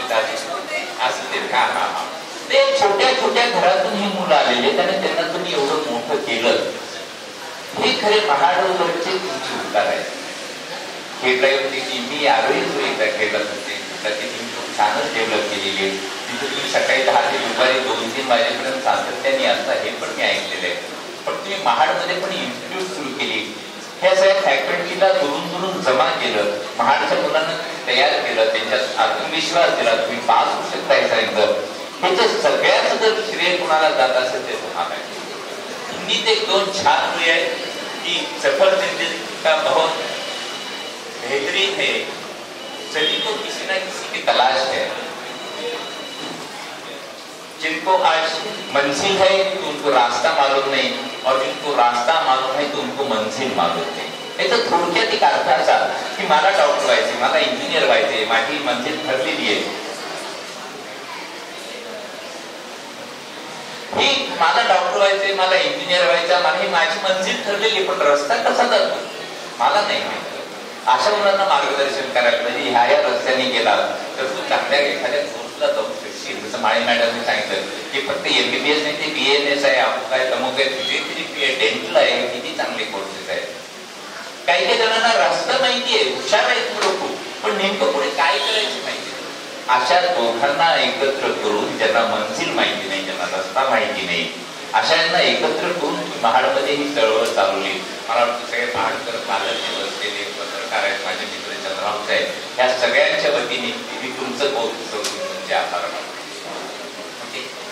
मुलांनी यश मिळवलं त्यांचं अभिनंदन। लहान शहरात राहून, लहान गावात राहून एवढी मार्क्स मिळवणे हे अत्यंत अवघड असतं। एक तुमच्या आयुष्यात आता नवा अध्याय सुरू होणार आहे, कधी कोणी इंजिनिअरिंग कराल, कोणी मेडिकल कराल, कोणी आणखी कुठेतरी प्रोफेशनल कोर्स जातात, कोणी आणखी काहीतरी नवीन काहीतरी करेल की ज्यांना ह्यात यश मिळालं ते नवीन काहीतरी होते। पण सगळ्यात महत्वाचं की हा जो नवा अध्याय तुमच्या आयुष्याचं एक वेगळं वळण आता तुमच्या आयुष्याला लागतंय। त्या सगळ्या ह्याच्यात हे वेगळं वळण लागताना, हा नवा अध्याय सुरू करताना मला असं वाटतं की जेव्हा तुम्ही पुढे जाल, ते आयुष्य म्हणजे फक्त अभ्यास अभ्यास अभ्यास नाहीये. ठीक आहे, 2 वर्ष महत्वाचे नाही असं नाही, त्या काळात ते अभ्यास करायला पाहिजे. आता माळी मॅडम बोलत होते तर मला असं जाणवलं की ही फक्त मुलांची तपश्चर्या आहे, ती पालकांची पण तपश्चर्या आहे. मॅडमचं लेक्चर ह्याच्यावर चांगलं होतं की मुलांनी काय करावं काय नाही ते शिक्षक सांगतील, हे सांगतील, मॅनेजमेंट सांगेल, सगळं सांगेल, पण पालकांनी काय करायला पाहिजे, त्यांनी काय काळजी घ्यायला पाहिजे, मुलांना किती वेळ द्यायला पाहिजे, त्यांचं टेन्शन त्यांनी का कमी करायला पाहिजे. कारण की सध्या झालंय कसं की मला जर एवढे मार्क्स नाही मिळाले तर मला पालक काय म्हणते. जेव्हा एखादा मुलगा मेरिट मध्ये तो चांगले मार्क मिळवतो तेव्हा पेढे भरवणे, हे भरवणे, पुष्पगुच्छ देणे, सगळे तिथं सोपस्कार होतात. तेव्हा सगळे जण त्याचं श्रेय घ्यायला बघतात. शिक्षक म्हणतात मी शिकवलं, मॅनेज म्हणतात आम्ही कॉलेज काढलं, पालक म्हणतात आम्ही याला हे केलं, हे म्हणते आम्ही हे केलं. पण जर एखाद्या मुलाला कमी मार्क मिळाले तर कुठला असा एक पालक पुढे येईल का की नाही याला माझं काही कमी मार्क नाही, माझं शिक्षक पुढे येईल का माझं काही, मॅनेजमेंट पुढे येईल का माझं काही, सगळा दोष त्या मुलाला दिला जातो. पण हे लक्षात ठेवायला पाहिजे ह्या यशात आणि ह्या अपयशात मुलांचं या बाकीच्या लोकांचे खूप श्रेय आहे. आणखी एक सांगू का मुलांना, जेव्हा मी 10वीला होतो, अरे शेखर एकदा 10वीला तुला चांगले मार्क मिळाले आणि फिर जिंदगी बन जाएगी, फिर जिंदगी बन जाएगी, तो 10वी पर्यंत चांगला अभ्यास कर, बरोबर आहे. आणि त्या 10वीला शेखर काय आपला बसला, अभ्यास केला, चांगले मार्क मिळाले. नाही, शेखर आता 11वी 12वी, तेव्हा 11वी 12वी नव्हता अभ्यास, PUC, PPC, pre degree, pre professional course असे नाव. आता 2 वर्ष तू अभ्यास केला ना आणि कुठेतरी चांगला कोर्स मिळाला ना तुला, फिर जिंदगी बन जाएगी. परत अभ्यास करत बसतो, मानेवर खडा. मग मेडिकल लागला. मेडिकलला लागला तर तिथे मॅडमला माहिती इतके विषय, इतकं हे रात्र दिवस त्या ह्याच्यात आहे ना, कधी फिजिओलॉजी, बायोकेमिस्ट्री, शेवटच्या वर्षी 13-14 विषय, पण जिंदगी बदलली ना. फिर मग अभ्यास करत बसलो, आपल्याला करायचंय ते पोझिशन करायचं, जिंदगी बन जाएगी. मग TCH केलं, जिंदगी बन जाएगी, MD केलं. त्याच्यानंतर इथं आलो, हॉस्पिटल काढलं, मेडिकल कॉलेजला गेलो, लेक्चरर होतो, जिंदगी बन जाएगी, जिंदगी बन जाएगी. पण या वयाच्या 68व्या वर्षीही आणखी माझी जिंदगी जमली का नाही माझा माहिती. पण याचं महत्वाचा एक प्रतिकार असा की आपल्याला ही जी तपस्या आहे, मॅडम तो कोणीतरी बोललं की 12वी झालं, मला एवढे मार्क्स मिळाले, आता खूप छान झालं, सगळं झालं, JEE ला ऍडव्हान्सला एवढे मिळाले, हे मिळाले, ते मिळाले, झालं. असं आयुष्य म्हणजे तपश्चर्या तुम्हाला करायची, तुम्ही कोणी का असेल ना, पण ही तपश्चर्या आयुष्यभर आहे. आयुष्यभर डॉक्टर असतील तर ती काय शेवटपर्यंत ती तपश्चर्या आहे ते. ओके, पण महत्वाचं असं की तुमच्यापैकी सगळ्या ज्यांना यश मिळालं, तो यश आहे, तो गणेश आहे, ती ईशा आहे, बाकीचे सगळे जण आहेत. यश का मिळालं आहे? एकच गोष्ट आहे की तुमची तपश्चर्या आहे, शिक्षकांचं शिकवणं आहे, मॅनेजमेंटचं कॉन्ट्रिब्युशन आहे, पण त्यात तुमचा कॉन्फिडन्स, जसं ईशाच्या आईने आता सांगितलं, नाही आई मी हे करेन, मला हे करायचंय, हा जो आत्मविश्वास तुमच्यात यायला पाहिजे ना. तुमची तपश्चर्या आहे, ते तुमचे प्रयत्न यायचे. प्रत्येक आईवडिलाचं जर एक काम असेल तर मला असं वाटतं त्यांनी हे करावं की त्या मुलात आत्मविश्वास कसा जागृत हे बघा. मी तुम्हाला सांगतो, तुमच्यासारखाच मी काय असं खेड्यातूनच आलेला एक विद्यार्थी आहे, तेव्हा विद्यार्थी होतो, आणखी ते विद्यार्थीच आहे, कारण की डॉक्टराचं तर शिकावंच लागतं. पण मी एका खेड्यातून एका मोठ्या शहरात सरस्वती गुरुकुल एज्युकेशन सोसायटी माहिती असेल, त्या कॉलेजमध्ये गेलो मी खेड्यातून, कारण की माझ्या घरच्यांची इच्छा होती शेखरने डॉक्टर व्हावं, जिंदगी बनानी आहे ना, डॉक्टर आवडतो. ते SP कॉलेजमध्ये गेलो मी तिथे, आणि तिथं मेरिट फर्स्ट क्लास मिळाली तर क्लास A क्लास, म्हणजे आमच्या क्लासमध्ये सगळे फर्स्ट क्लास, मेरिट, अमुक तमुक, आणि त्यात सगळे मोठमोठे मुलं. त्यात एक ही भीती काढून टाक मला, ती इंग्लिश मिडियमची. आता कोणीतरी म्हणजे सेमी इंग्लिशला होता तो वगैरे वगैरे, ते मिडियमची भीती तर काढूनच टाका. पण मी गेलो तिथे आणि त्यानंतर मग ते सर शिकवायचे फाड. पण आमच्या वर्गात पॉल नावाचा तो प्रिन्सिपलचा मुलगा, इंग्लिश मिडियमचा, देशमाने नावाची सरींची मुलगी, स्कर्ट घालून यायची. आता नावं सांगले काय, सॉरी, पण आता तुमचा तिचा कधी समजून येणार नाही. ते असे सगळे लोक आमच्या वर्गात, आणि ते काय बोलायचे काय नाही, इंग्लिश ते आम्हाला काही कळायचं नाही, आम्ही आमच्या खेड्यात येडे. सर काय शिकायचे ते कळायचं नाही आम्हाला, ते काय बोलतायत फाड एकदम. पण त्या क्लासला सगळे मेरिटवाले असल्यामुळे काय झालं, तिसरे हुशार ते प्राध्यापक वगैरे, त्यांचं हायफाय इंग्लिश, काय बोलायचं काही कळायचं, घरी जाऊन मानेवर खडा ठेवायचा, जिंदगी मला नाही परत ढीर बसायचं, हे ते करायचं, क्लास ट्युशन आपण कमवू. आणि नंतर क्लासमध्ये मला कुणीतरी प्रश्न विचारला, येस यू, MU कुलकर्णी नाव त्याचं, मॅथमॅटिक्स. आणि त्यांनी प्रश्न काय विचारला हेच मला माहिती नाही, त्याचं उत्तर काय देणार. आणि मग मी म्हटलं नको, गड्या आपला गावाला त्याला दिलो वाचरात दमडी गायच्या, आणि काही झाले की मला 90 पैकी 100 पैकी 98 मार्क 96 मार्क, इथे काहीच कळत नाही आपल्याला, हे आपण आपल्या घरी जातो. आणि एके दिवशी आमची टेस्ट झाली केमिस्ट्रीची, पण आता आपण काय ठरत नाही, ते टेस्ट झाली. हे सांगतो आणि सगळ्या मुलांनी लक्षात ठेवा, कारण की तुमच्या आयुष्यातला एखादा प्रसंग असा असतो की तो तुमच्या आयुष्याला कलाटणी देतो. आणि ती केमिस्ट्रीची टेस्ट झाली. मागे माझ्या लक्षात आहे, सुदैवाने मेरे ख्याल में मेरे सब टीचर्स हैं, उसको जो बनाया मेरे माँ बाप ने जितना बनाया उससे ज्यादा मेरे टीचर्स ने. तो ते RC चौधरी होते आणि ते केमिस्ट्री टेस्ट झाली. आम्ही ते सगळं ते व्यवस्थित केलं, काय केलं काय नाही माहिती नाही, पण टेन्शन होतं. ते 4 दिवसांनी परत त्यांचा क्लास आला तर पत्रिका त्याच्या ह्याच्यात, आणि ते म्हटले की येस, तर ते सोडून दाखवलं. आणि मग त्यांनी विचारलं प्लीज रोल नंबर 24.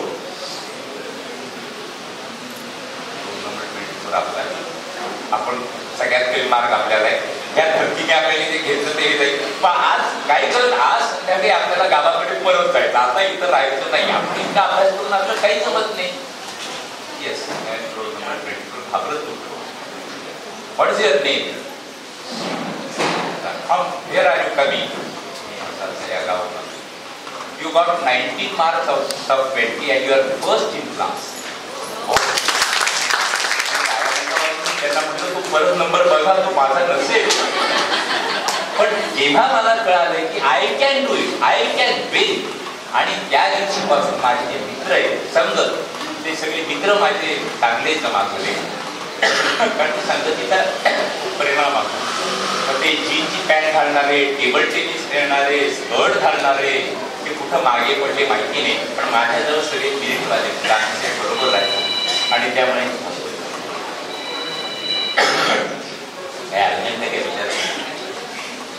आणि मग त्यानंतर मात्र मी कधी मागे ओळखलं पाहिजे.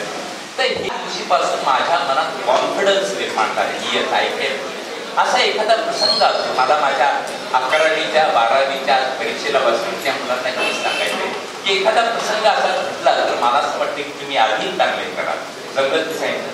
पण एक माझ्या प्रिय विद्यार्थी मित्रमैत्रिणीनं ते एक लक्षात ठेवा की तुमचं वय हे आता हळूहळू तुम्ही मुलांचे पुरुष होतात, मुलींच्या स्त्रिया होत आहेत.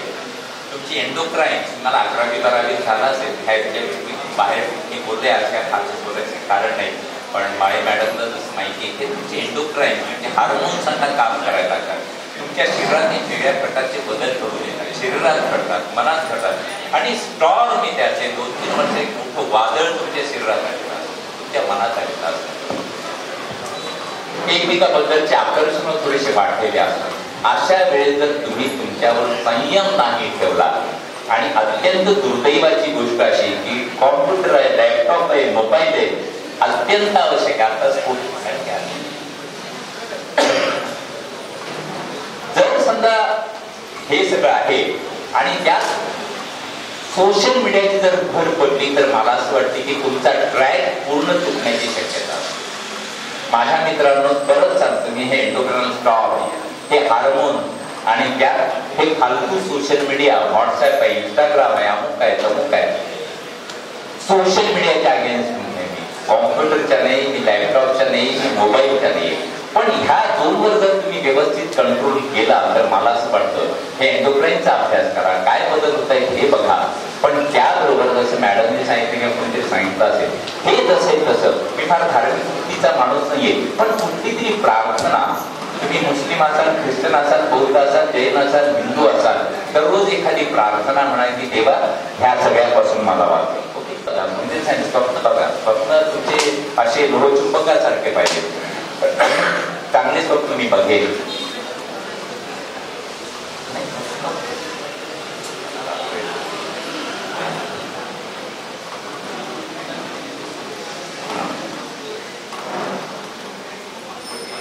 स्वप्न बघताना एक लक्षात ठेवा, एक दिवसाचं भाषण केलं मी कुठेतरी जाऊन स्वप्न बघा असं करा तसं करा जेव्हा काहीतरी, आणि एक महिन्यात माझं कल्यावर सर तुम्ही तुमच्या भाषणात काय सांगितलं, माझा मुलगा 8, 8:30, 9 उठतच नाही हल्ली.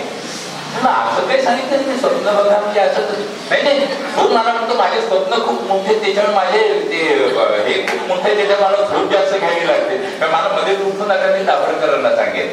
पण स्वप्न बघा याचा अर्थ चांगले ध्येय समोर ठेवा.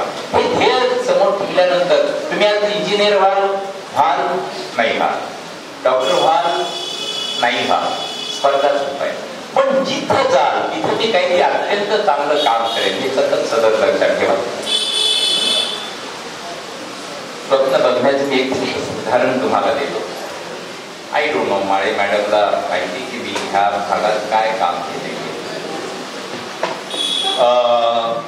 एकदा दिल्लीला कॉन्फरन्सला गेलो मी, ऑल इंडिया नॅशनल कॉन्फरन्स होती. काय त्याचा कळतात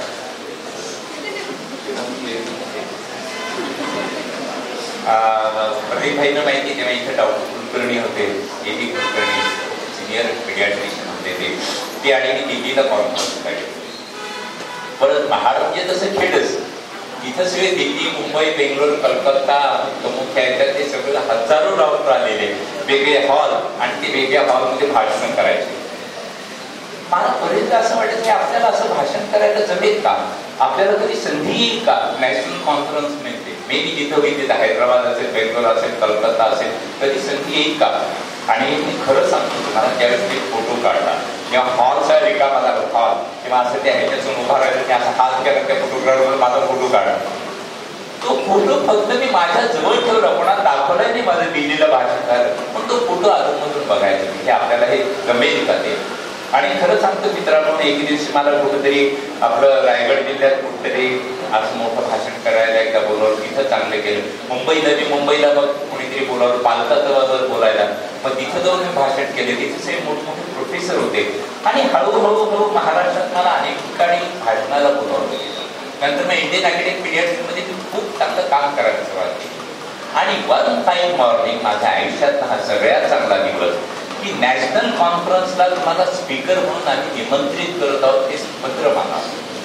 त्याचं कारण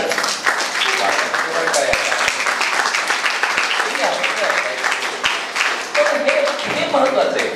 नॅशनल व्हाईस प्रेसिडेंट कोण पण, म्हणजे मला मी माझ्या जर बोलत मला माफ करा, पण हे छोटे छोटे स्वप्न पाहणं तुम्ही आवश्यक असतं. लोक तुमची टिंगल करतात, चेष्टा करतात, टवाळी करतात, ह्याला काय करणार आहे, हे येतच ते याचं महाडमध्ये मी बरेच दिवस सहन केलं, मग माझं वेगळं ऑफिस झालं, तेव्हा माझी प्रगती. तर व्हाईस प्रेसिडेंट नॅशनल लेव्हलवर तर व्हाईस प्रेसिडेंट म्हणून किती अवघड आहे, कारण की पूर्ण काश्मीर टू केरळपर्यंत सगळेजण मतदान करणार असे पिडियाट्रिशियन, जवळजवळ 50-60 हजार पिडियाट्रिशियन मतदान करणार. त्यात मी ग्रुप कसा निवडून येणार. पण 2 वर्ष मी नॅशनल लेव्हलला एक्झिक्युटिव्ह बोर्ड मेंबर म्हणून काम केलं होतं आणि तेव्हा माझ्या लोक मागे लागले की सर पंजाब व्हायचं म्हणा, नाही हो मेरी हैसियत नाही हो, मेरा ये नाही सर तुम पंजाब. एकदा ऍप्लिकेशन फॉर्म भरलं, गुजरातचा कोणतरी पिडियाट्रिशियन होता, तो म्हणला की मी माझ्याबद्दल का सांगतोय, माझ्या प्रिय मित्रांनो स्वप्न बघा आणि ते खरे करा. तर मी म्हणलं कुणीतरी तुमच्या शेपटीवर पाय द्यायला पाहिजे, कुणीतरी असं पण तुम्हाला भेटायला पाहिजे, हे तुला जमणारच नाही, हे तेरे बस की बात नाही है. एकदा मी अर्ज मागे घेतला, दुसऱ्यांदी आणि कोणाला तरी तिसऱ्यांनी जो कॅन्डिडेट होता तो नॅशनल लेवलचा होता. नॅशनल लेवलला त्याला बरेचसे काही कॉन्फरन्स केले होते, 800 फॅकल्टी, जवळजवळ 10-15 हजार ते डेलिगेट. आणि तो माझ्याकडे उभा राहिल्यावर दाभोळकर सर आपको कौन बोलते वाला है, ये तो सब आप नहीं चुन के आ सकते हैं. विनंती केली आहे दाभोळकर सर मुझे खड़े रहने का प्लीज. नाही मैं ये इलेक्शन त्यावेळेस मी हे इलेक्शन लढलं. मला वाटतं महाडमधल्या फार कमी लोकांना माहिती असेल, महाडमधल्या आणि रायगड जिल्ह्याच्या सगळ्या डॉक्टरांनी मला तेव्हा मदत केली. आणि ते इलेक्शन मी केवळ लढलोच नाही, तर तो जो माझा कॅन्डिडेट होता समोरचा, किंवा आपण हे असेल त्या आपण काही 1-2-3 हजार वोट जीत जाएंगे, पण त्यावेळेस मला पूर्ण देशातून सगळ्यात जास्त मतं मला मिळाली. आणि हे सांगतो को आपकी जरूरत नहीं है, इंडिया आपको इंडियन अकेडमी पिडियाट्रिक्स की जरूरत नहीं है, मगर इंडियन एकेडमिक पीडियाट्रिक को आपकी जरूरत है, आप जैसे लोग वहाँ पे चाहिए. ह्या ज्या छोट्या छोट्या गोष्टी असतात. शेवटच्या स्क्रीन टाइम आणि सोशल मीडिया, बरेच जणांनी बोलावलं डिस्ट्रॅक्शन, कृपया नका होऊ. स्क्रीन टाइम आणि सोशल मीडियावर तर मला असं वाटतं आणखी बोलते, पण माझ्या प्रिय तरुण मित्र मैत्रिणींनो कृपया स्क्रीन तर पाहिजेच आहे आपल्याला, अभ्यासाला लागतो, याला लागतो, सिलेबस काय असतं काय तत्व काय, पण ते सोशल मीडिया त्याच्यापासून दूर राहा. आपण कधीतरी बोलू. आणि सगळ्यात महत्वाचं असं की दादा ज्याच्याकरता मला पूर्ण समाधान मिळतं की तुम्ही हे सगळं काम करताना तुमचे तुम्ही डॉक्टर व्हाल, कोणी इंजिनियर व्हाल, कोणी प्रोफेशनल व्हाल, समाजाकरता सतत काहीतरी करत जा. परत मी म्हणतो लोक चेष्टा करतील, टिंगल करतील, टवाळी करतील. उतार वयात कधी कधी असं वाटतं आपण एखादं जास्तच केलं काय, एवढं नको करायला पाहिजे, आपण आपल्याकडे लक्ष द्यायला पाहिजे, आपल्या पैशाकडे लक्ष द्यायला पाहिजे. पण नो समाजाकरता सतत काही नाही काम करा. छोटं काम असेल तर रस्त्याने क्रॉस करणे किंवा माझ्यासारखा जरा मला थोडं पायाचा प्रॉब्लेम झालाय आधार देणे, हे इथपासून ते जे काय तुम्हाला, आणि ती सवय तुम्ही आतापासून लावून घ्या. एक छान मराठीत एक आहे की हीच आमची प्रार्थना हेच आमचे मागणे, माणसाने माणसाला माणसासम वागणे. ओळी किती सोपे आहे. हीच आमची प्रार्थना आहे की माणसाने माणसाला माणसासारखं वागावं. पण हे सगळ्यात जास्त अवघड आहे. आज मला जात पात धर्म ह्या अनेक ह्याच्यावर आम्ही वेगवेगळे डिवाईड केले जातात, आपापले भांडणं लावले जात आहेत आणि माणसाला माणसासारखं वागवलं जात नाही. तर मला सांगते की कुठेतरी नरहर कुरुंकर नावाचे खूप मोठे लेखक होऊन गेले, प्रकांड पंडित. यमेला ते 6दा नापास झाले होते. जेव्हा 7व्यांदा नापास झाले तेव्हा त्यांच्याच लेखनातला एक धडा त्यांना शिकवायला आले होता. नरहर कुरुंकरांना कोणी ओळखतं माहिती आहे, खूप मोठा अत्यंत वगैरे. तर ते म्हणले की हे माझं जीवनाचं प्रिन्सिपल आहे की माणसाने माणसाला माणसासम वागणे. हे अत्यंत अवघड आहे, आचरणात आणायला अवघड आहे आणि म्हणूनच करण्यालायक आहे. तर मला असं वाटतं की तुम्ही देखील ही ओळ सतत लक्षात ठेवा, माणसाने माणसाला माणसासम वागणे. अनेक गोष्टी बोलण्यासारख्या, वेळ थोडासा कमी आहे, जास्त घेतलाय, मुद्दे सगळे कव्हर केले तरी पण मॅडम बरोबर सर. तुम्हाला मी एक सांगतो, ह्याच्या पुढे जर मला कधी बोलवायचं झालं तर कृपया माझी विनंती आहे का की हे एकी चौकी जरी त्यांच्या आधी माझं भाषण म्हणून जाऊ दे. मला काही मुद्दे ठेवले तरी पण मी असं बोलायचा प्रयत्न केला. आणि शेवटी एकच की साने गुरुजीचं एक छान वाक्य आहे की जेव्हा मी हे करतो काहीतरी माझं एक मध्ये हे लिहिलं होतं, काही CD लिहिलं होतं, त्यावर पहिल्या ह्याच्यावर लिहिलं साने गुरुजी मला तसे फारसे दसते नाही कधी, कारण की ते फार सेंटिमेंट होते, काय झाले की रडायचे, काय झाले की झाले, मला दसते नाही. पण त्यांचं एक वाक्य खूप छान आहे, ते मला आवडतं की जीवनाचा मी एक नम्र उपासक आहे.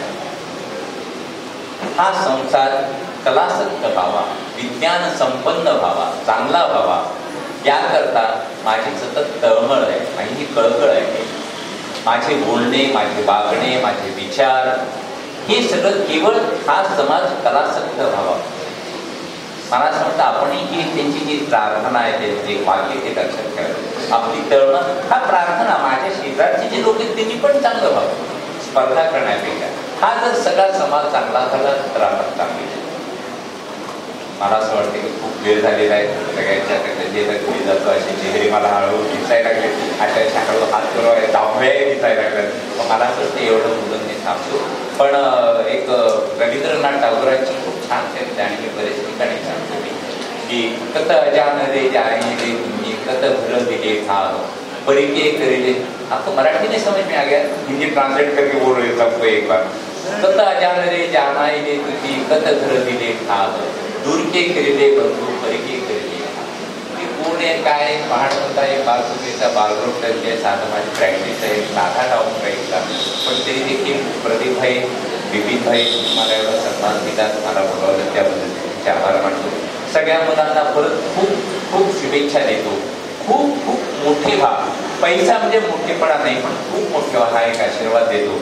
आणि माझे धन्यवाद सर. आजकाल आपण बऱ्याच वेळा मॅनिफेस्टेशन आणि मॅनिफेस्टेशनचा कसा उपयोग होतो याबद्दल खूप वाचन किंवा ऐकत असतो. तुम्ही मुलं रील्स बघत असाल तर रील्सवरती पण मॅनिफेस्टेशन खूप वेळा येतं. पण आय थिंक आता सरांनी जे एक्झाम्पल सांगितलं की त्यांनी आधी फोटो काढला होता आणि मग व्याख्यानांची आमंत्रण सुरू झाली, हे मॅनिफेस्टेशनचं एकदम रिअल लाईफ एक्झाम्पल आहे. आणि आय थिंक एक उत्तम पुरावा होता की खरोखर जर आपण पॉझिटिव्ह थिंकिंग ठेवलं आणि चांगल्या गोष्टी मॅनिफेस्ट केल्या तर गणिताच्या साथीने त्या नक्कीच पूर्ण होतात. सर, मुलांना स्वतःच्या विकासापासून समाजापर्यंतच्या विकासाचा तुम्ही मुलाचा सल्ला दिला त्याबद्दल खरंच खूप धन्यवाद.